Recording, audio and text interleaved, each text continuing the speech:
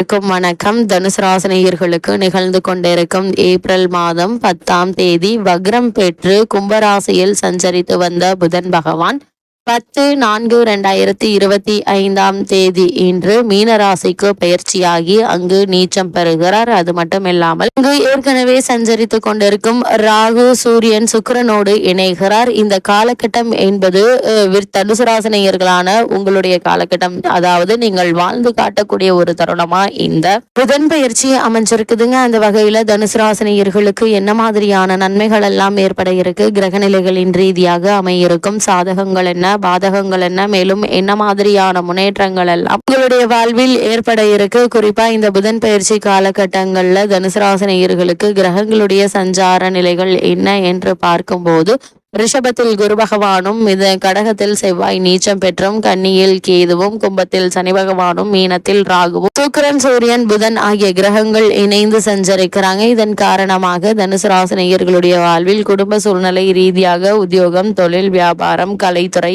அரசியல் துறை, மாணவ மாணவிகள், விவசாயத்துறையினர், பெண்மணிகள் என அனைவருக்குமே என்ன மாதிரியான நன்மைகள் எல்லாம் ஏற்பட இருக்கு என்பது குறித்தான முழுமையான பதிவு தான் இந்த வீடியோல நம்ம விரிவா பார்க்க போகிறோம். இதற்கு முன்னாடி புதன் பகவானை பற்றி சற்று விரிவாக தெரிந்து கொள்வோம். புதன் பகவானை பொறுத்த வரைக்கும் பொன் கிடைத்தாலும் புதன் கிடைக்காது என்று சொல்வார்கள். அதாவது இந்த இடத்தில் பொன் என்பது செல்வத்திற்கான அதிபதி குருவை குறிக்கும். ஜாதகத்தில் குருவினுடைய பலம் இருப்பதை விட புதன் பலமாக இருக்க வேண்டும் என்பதையே சூட்சமமாக குறிப்பிட்டுள்ளனர். அந்த வகையில் கல்வி, கலை, வித்தைகளுக்கு அதிபதி புதன் கிரகம். எந்த ஒரு விஷயத்தையும் கண்ணால் பார்த்தவுடன் அதை கையால் செய்வதற்கு புதனுடைய அனுகிரகம் வேண்டும். கற்றவர்களுக்கு சென்ற இடமெல்லாம் சிறப்பு. நன்கு படித்தவர்கள் கை நிறைய சம்பளம் வாங்குவதை கண்கூடாக பார்க்கிறோம்.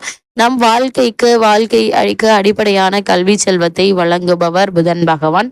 அப்படிப்பட்ட புதன் பகவான் ஒரு விசித்திரமான கிரகம் என கூறப்படுகிறது. அதாவது செவ்வாயை போலவே புதனும் இரு அதிபத்திய கிரகமாகும். ஜோதிட ஆச்சரியமாக மிதனத்தில் ஆட்சி பெறும் புதன் ஆட்சி வீடான கன்னியில் உச்சம் பெறுகிறாரு. மீனத்தில் நீச்சம் அடைகிறாரு. அறிவு, ஞானம் இரண்டிற்கும் இவரே அதிபதியாகி படிப்பறிவு, பட்டறிவு இரண்டையும் மனிதனுக்கு உணர்த்துகிறார். விஞ்ஞானம், மெஞ்ஞானம் இரண்டிற்கும் காரணமாக இருக்கிறாருங்க. அப்படிப்பட்ட புதன் பகவானை நாம் எப்படி வணங்க வேண்டும் என்று பார்க்கும்போது, புதன் பகவானை புதன் கிழமை என்றில்லாமல் நவகிரக புதன் பகவானை எந்த நாளில் வேண்டுமானாலும் வந்து வணங்கலாம். நவகிரகத்தை 9 முறை வலம் வந்து மனதார வேண்டிக் கொள்ளுங்கள். வேண்டியதெல்லாம் புதன் பகவான் தந்தருள்வார் என்பது ஐதீகமாக உள்ளது. அது மட்டுமில்லாமல் 6 லக்னங்களில் பிறந்தவர்களில் புதனுடைய வலு குறைந்து பலவீனமாக இருப்பவர்கள் சீர்காழிக்கு அருகில் இருக்கும் திருவெண்காடு என்னும் ஊரில் கோவில் கொண்டிருக்கும் ஸ்வேதாரணீஸ்வரரை புதன்கிழமையில் சென்று வழிபட்டால் நல்ல பலன்கள் கிடைக்கும். அது மட்டுமில்லாமல் சென்னையில் இருப்பவர்கள் போரூரிலிருந்து குன்றத்தூர் செல்லும் வழியில் இருக்கும் கோவூரில் குடிக்கொண்டிருக்கும் சுந்தரேஸ்வரரை வணங்கினால் கூடுதலான பலன்களை பெறலாம் என நம்பப்படுகிறது. அந்த வகையில் தனுசு ராசியை சேர்ந்த மூலம், பூராடம், உத்திராடம் முதல் பாதம் வரை உள்ள நட்சத்திரக்காரர்களுக்கு புதன் பகவானுடைய இந்த மீன ராசி நீச்ச சஞ்சாரத்தின் காரணமாக குடும்ப சூழ்நிலை ரீதியாக என்ன மாதிரியான நன்மைகள் எல்லாம் ஏற்பட இருக்கு என்று பார்க்கும்போது, இதுவரை உங்களுடைய ராசிக்கு 7ஆம் இடத்தில் வக்ரகதியில் இருந்த செவ்வாய் அஷ்டமத்தில் நீச்சம் பெறுகிறாருங்க. அது மட்டும் இல்லாம உங்களுடைய ராசிக்கு 12க்குரிய செவ்வாய் பலம் குறைவது ஒரு விதத்தில் நல்லது என்று தாங்க சொல்ல வேண்டும். ஆனால் அதே நேரத்தில் அவர் பஞ்சமாதிபதியாக இருப்பதால் பிள்ளைகளுடைய விஷயத்தில் நேர்மறை அணுகுமுறை தேவைங்க. ராசிக்கு 3ஆம் சனியும் புதனும் இணைந்திருப்பதால் சற்று பொறுமையுடனும் யோசித்து எடுக்கும் முடிவுகளால் தாமதமானாலும் காரியம் வெற்றி பெறக்கூடிய ஒரு தருணமாகவும் அமைஞ்சிருக்குது. அதே போல தனுசு ராசினியர்களை பொறுத்த வரைக்கும் இந்த புதன் பெயர்ச்சி காலகட்டங்கள்ல நல்ல வாய்ப்புகள் உங்களை தேடி வர இருக்கு. கல்வி சம்பந்தமான முயற்சிகள் பலனளிக்குங்க. வெளிநாட்டு படிப்பு, வேலை வாய்ப்பு முயற்சிகள் வெற்றி பெறுங்க.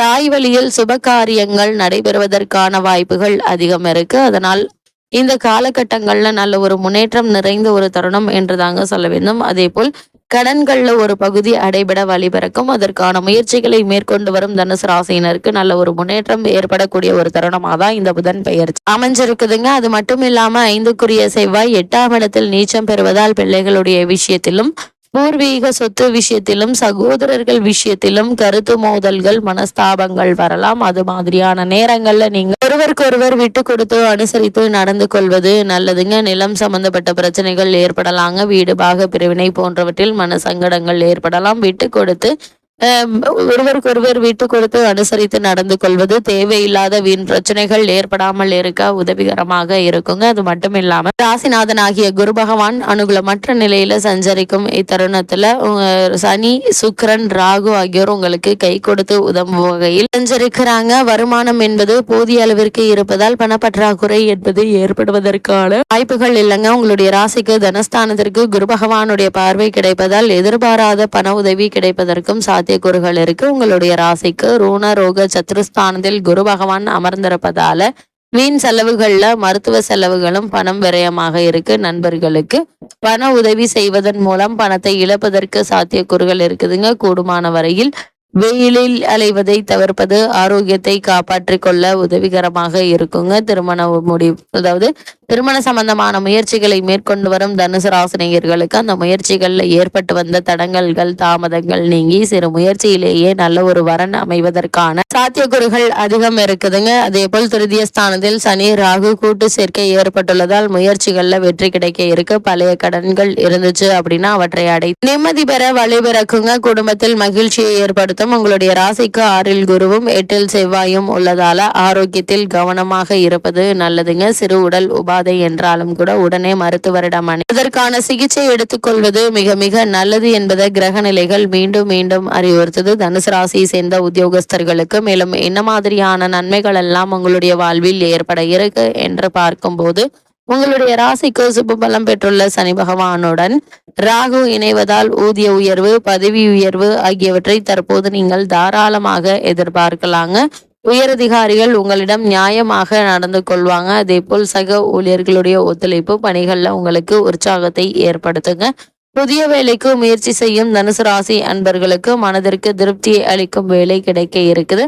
வெளிநாடுகளில் வேலை பார்த்து வரும் தனுசு ராசி அன்பர்களுக்கு கூடுதல் சலுகைகள் கிடைக்கக்கூடிய ஒரு தருணமாக தான் இத்தருணம் அமைஞ்சிருக்குதுங்க. அதே போல் தொழில் மற்றும் வியாபாரம் செய்பவர்களை பொறுத்த வரைக்கும் வர்த்தகத்துறைக்கு அதிகாரம் கொண்டுள்ள அனைத்து கிரகங்களுமே உங்களுக்கு ஆதரவாக சஞ்சரிக்கிறாங்க. சந்தையில் உங்களுடைய பொருட்களுக்கு நல்ல ஒரு விலை கிடைக்குங்க. அதன் காரணமாக லாபம் உயர இருக்கு. அன்றாட விற்பனையின் மூலம் இந்த உண்மையை தெரிந்து கொள்ளலாங்க. உற்பத்திக்கு அவசியமான மூலப்பொருட்கள் சகாய விலையில் கிடைக்குங்க. புதிய விற்பனை நிலையங்களை திறப்பதற்கு வங்கிகளுடைய உதவி புரிய இருக்குது. ஏற்றுமதி துறையினருக்கு புதிய வெளிநாட்டு ஆர்டர்கள் கிடைப்பது உற்சாகத்தை தருங்க. அளவோடு புதிய முதலீடுகளை நீங்கள் தாராளமாக ஈடுபடலாங்க. அதே போல தனுசு ராசி நேயர்களை பொறுத்த வரைக்கும் இக்காலகட்டங்கள்ல நீங்கள் உண்டு, உங்களுடைய வேலை உண்டு என்ற போது எதிர்பாராத பல முன்னேற்றங்களை தற்போது நீங்கள் தாராளமாக எதிர்பார்க்கலாம் என்பது கிரகநிலைகள் அறிவுறுத்தது. தனுசு ராசினியர்களுக்கு கிரகநிலைகளின் ரீதியாக கூறப்படும் பரிகாரம் என்ன என்று பார்க்கும்போது வைத்தீஸ்வரன் கோவில் தரிசனம் எண்ணற்ற நன்மைகளை உங்களுடைய வாழ்வில் ஏற்படுத்தும் என்பதை கிரகங்களுடைய சஞ்சார நிலைகள் தெளிவாகவும் உறுதியாகவும் எடுத்துக்காட்டுது.